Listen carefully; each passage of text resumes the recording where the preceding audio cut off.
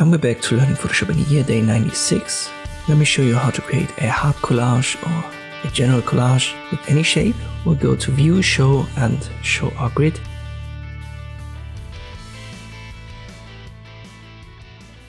Then we go to Edit Preferences and adjust the size a little bit. You can do that right here. Just add a couple of subdivisions and then go down with the value for grid line every.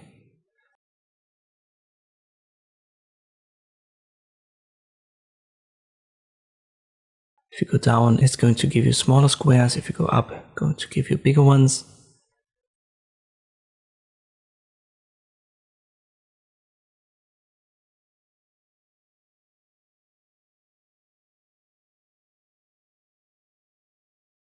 So let me just set this to 75. I don't want to use like 20 images for our collage. That will be an hour-long video or something. So let me just set it up like this. And then we should be good for the basic principle. Now we want to use a custom shape. I've already got my legacy shapes installed here or visible so that I can select them. But I've forgotten where the heart was. Was it in 2019? I believe it was in all legacy defaults. Let me go over that. And it's not under objects, so it must be under shapes. And here it is, the heart card. This is what I want to use. So left click on it, it's under shapes for all legacy default shapes right here. If you can't find them, go to Window, open your Shapes menu, click on the 3 stripes, and there you can add them. So legacy shapes and more, left click on it, and then you've got them in your box to select. I've already made a video about that in my Photoshop playlist, so if this is totally new to you, check that out. Now let's get back to our collage. We've got our heart shape active. I left click drag and I hold shift. And now it only has a fill, no stroke.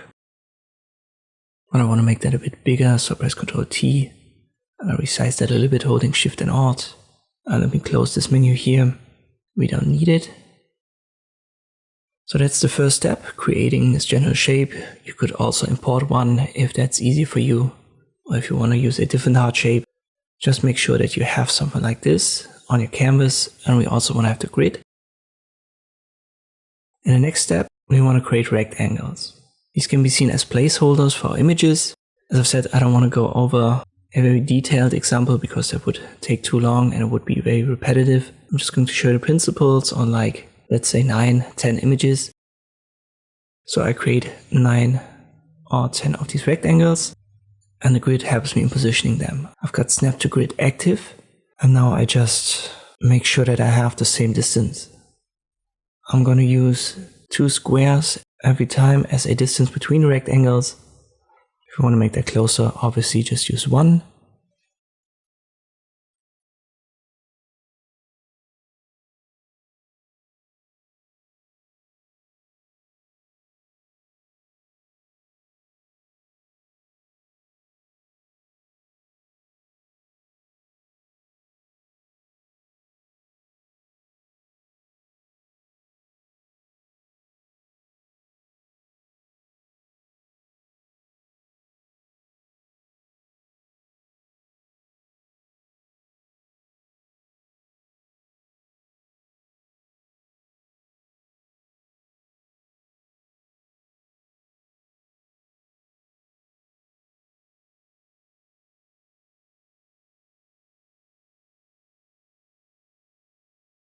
And I want to have like random sizes for the images. They shouldn't all have the same size.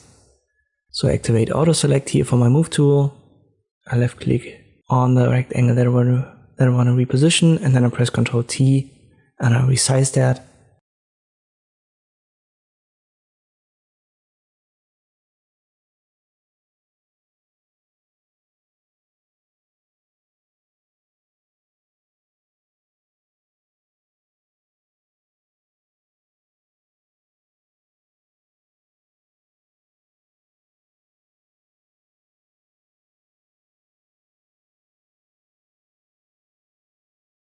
I need 3 more.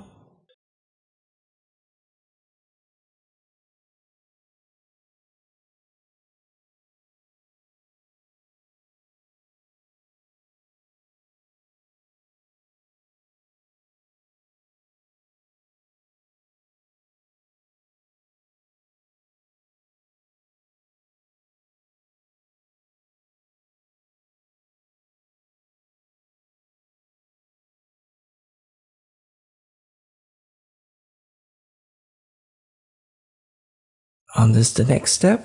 We've got it done. We've got our placeholders covering the entire heart except for our spaces in between them. As I've said, I want to use like 2 squares of distance. You can make that smaller or bigger. Totally up to you. The next step is to import your images. I've got 9 rectangles, so I need 9 images.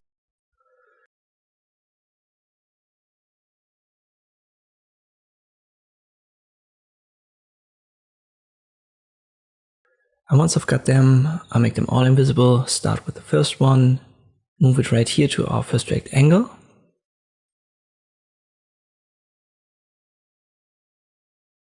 I turn the auto select off and then I use Ctrl T to size that down. Make it as big as your rectangle. Reposition it slightly.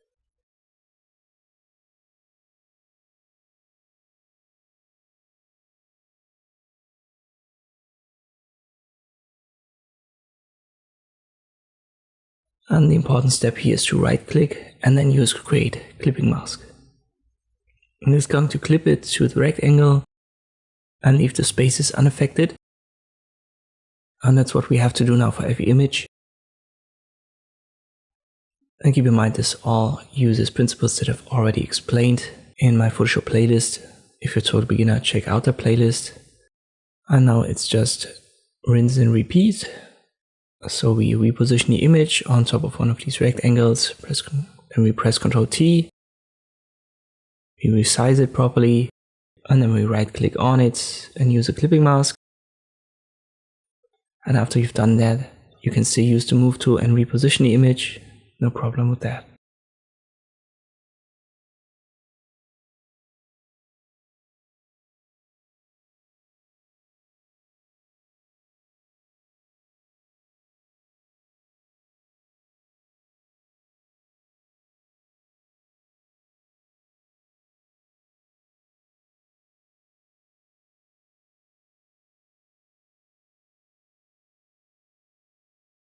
Wasn't perfect here with the distance for this image, but I'm gonna keep it. A little bit of randomness might be nice.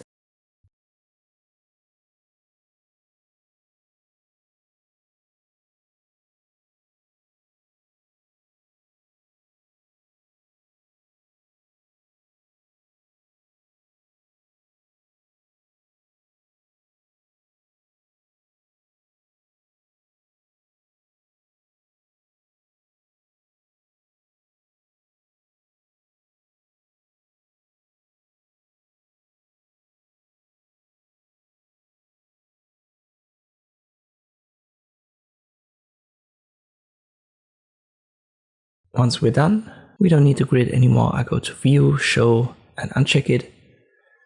Then I go to the top image in the Layers menu. I'll scroll down to the last one. I hold Shift and a left click.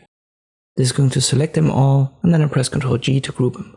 So all images and rectangles are now in this folder, and I've got the heart behind it. To finally give this heart shape to our images, we now have a couple of options. Let me add a stroke here to our heart, and I'll show you one of the issues that you might encounter. So I activate the shape tool again, make it black here as a stroke, and I make it a bit bigger. Let's make the photos visible again. And now we have to hold Ctrl and left click here on this heart shape in our Layers menu. And this should select the heart outline. So you should see the marching ants now. Let me do that again. So press Ctrl D, hold Ctrl, left click on this heart shape in the Layers menu. There are our marching ants on the outline of the heart. We'll make our folder visible again, select it, and then we add a layer mask. You can see this gives us what we want. So our heart shape was now given here. And we can reselect the heart, reactivate a shape tool, and then adjust the fill. And this will get rid of the reddish color if you don't want that. But we now have these weird fragments here, which are black, and this is because of the frame. You can make your fill color black and get around it, but there's also another way to fix that. So if you encounter a problem,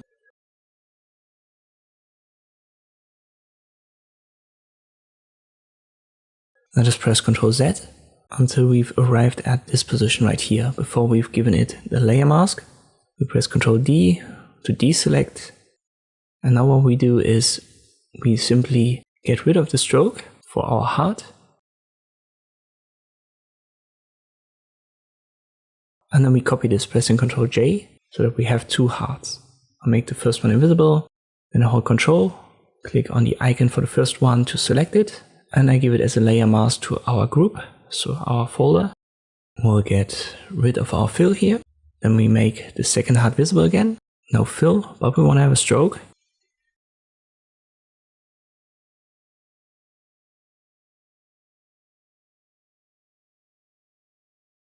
We have our fragments again, but we can now drag this on top of our folder, and this solves the issue. So depending on if you want to have a stroke or not, this is a good thing to do. And in general, this is the process of creating these collages, and you could in principle use any shape, so you don't have to use a heart. If you want to use a star, for example, or a flower, that should work as well. Hope this video was helpful, thank you for watching, and I'll see you next time.